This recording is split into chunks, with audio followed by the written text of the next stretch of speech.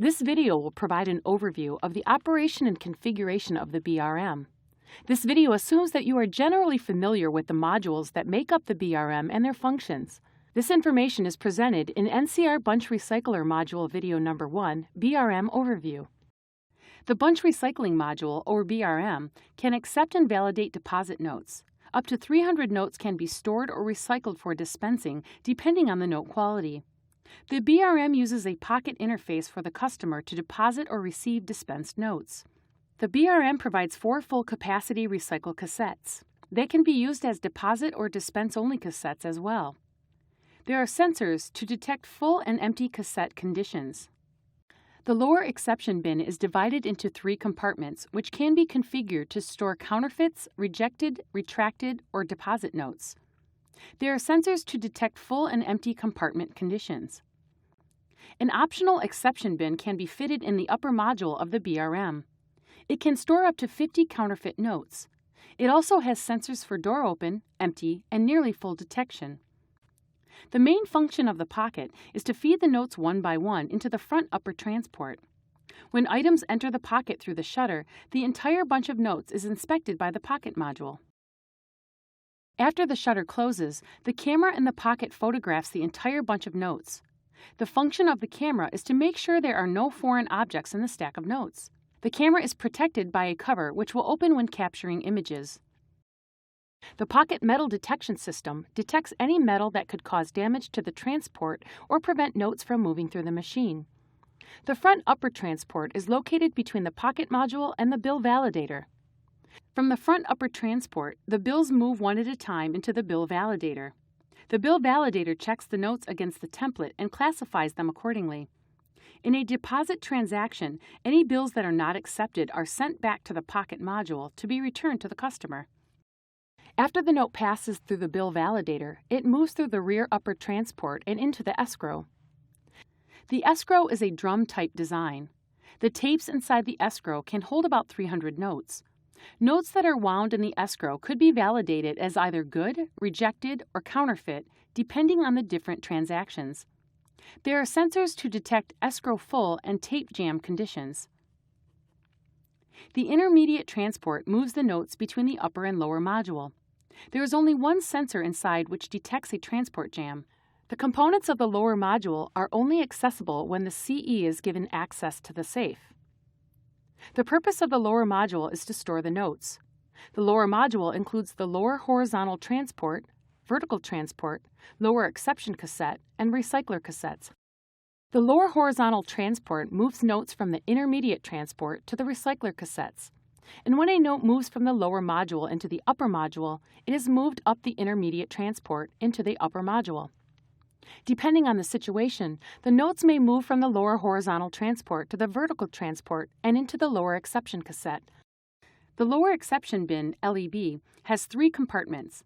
It can be configured to store counterfeit notes, rejected or retracted notes, or deposited notes. There are sensors to detect compartment nearly full and full conditions. The recycler cassettes are used to store the notes. Each recycler cassette can be used in one of 3 ways. They can be store-only, which means that the cassette accepts and keeps deposited notes until they are taken during servicing. Cassettes can be dispense-only, which means that the notes are used to dispense to the customer. These cassettes have to be replenished periodically since they do not accept deposited notes. And finally, a cassette set to recycle will accept deposited notes and use them for transactions that require notes to be dispensed to the customer. By default, all cassettes are used to recycle notes. Notes in the BRM can be deposited, dispensed, rejected, or retracted. We will take a look at each of these next. The pocket accepts approximately 300 notes depending on the thickness of the bunch. From the pocket, the notes move one at a time into the front upper transport and into the bill validator, where each note is compared to the installed templates. Once the notes are fed one at a time through the bill validator, they move into the rear upper transport and into the escrow.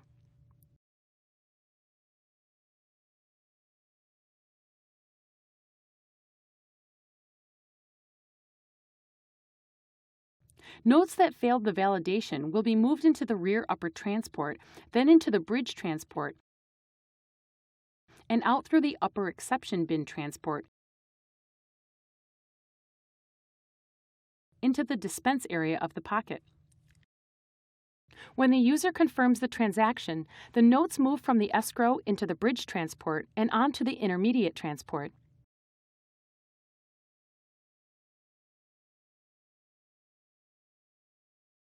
They then move into the lower module, where they are placed in the appropriate cassette.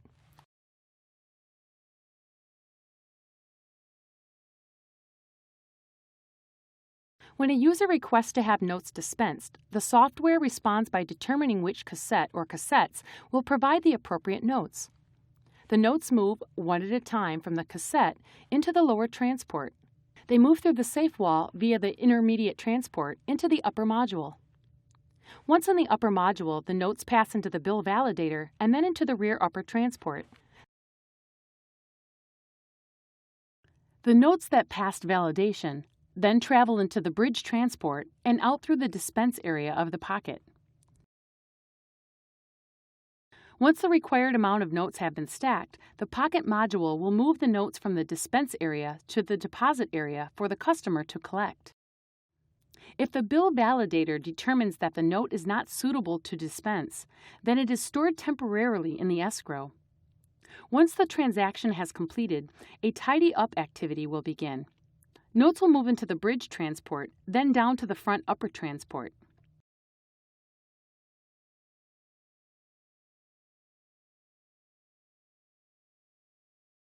Notes then move through the intermediate transport into the lower exception cassette.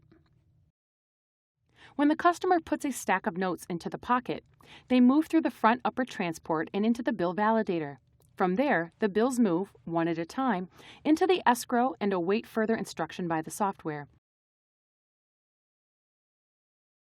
If the customer cancels the transaction, the validated notes in escrow enter the bridge transport and exit through the dispense portion of the pocket.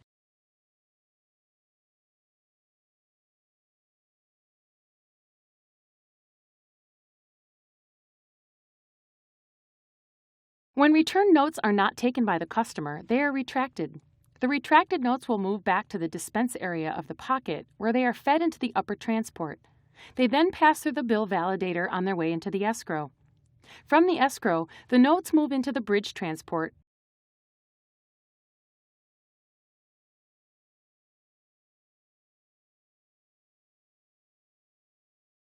through the intermediate transport, and into the lower exception cassette.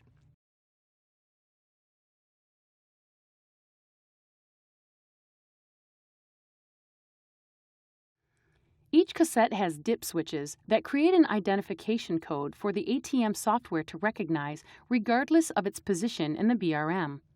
During machine installation, the dip switches should be set up correctly for different currencies and denominations, which map with the ATM software. To access the dip switches, pull out the plastic rivet. Slide the transparent window open and move the dip switches to either the on or off position as needed.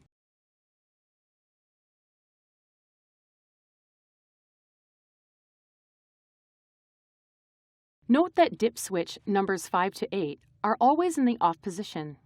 The cassette types and dip switch configurations are listed in detail in the BRM service manual.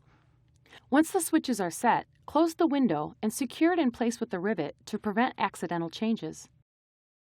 The recycling cassettes in the BRM are portable containers molded in high-impact polycarbonate that are designed to store currency for deposit or dispensing. The cassette can be configured to hold currency of different lengths and widths.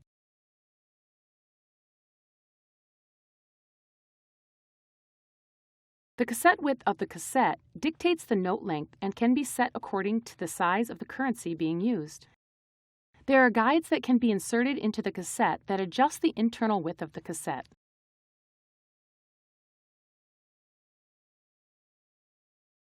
There is a top and bottom guide for the left side of the cassette and a top and bottom guide for the right side. Note that these guides are not interchangeable and that the left and right are from the perspective of the cassette, with the handle farthest away from you. To fit the bottom guides, position them inside the cassette and move them to the left or right over the numbered grids on the floor of the cassette so that the correct number of the note length is the highest number visible. Number 9 is shown in this video. Secure the guides by placing a screw into the proper notch at the guide. The furthest notch is shown in this video. When inserting the top guides, there are 3 sizes of spacers required to make sure that the note fits properly. While orange and blue spacers are shown here, a black spacer may be used. Refer to the BRM cassette guide for the specific spacer placement. Attach the spacers to the 3 points on each guide. If more than one spacer is required, push them together and twist until it locks in place.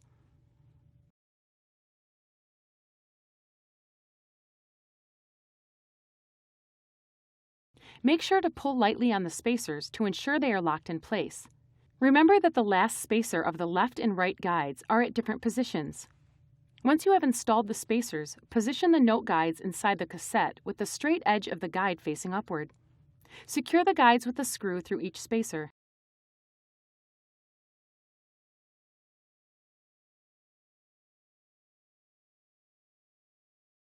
Remember that the left and right guides are not identical and the spacers at the front of the guides are not directly opposite each other. There are 2 guides that can be added to the cassette lid to adjust the height of the notes being used. There are 4 spacers used to adjust the height. Orange and blue spacers are shown here, however, a white or black spacer may be used. Refer to the BRM cassette guide for specific spacer placement. Attach the spacers to the 3 locations on the note guides. If more than one spacer is required, attach them to each other by pushing them together and twisting them clockwise until they click into place. Remember to pull lightly on the spacers to make sure they are firmly in place.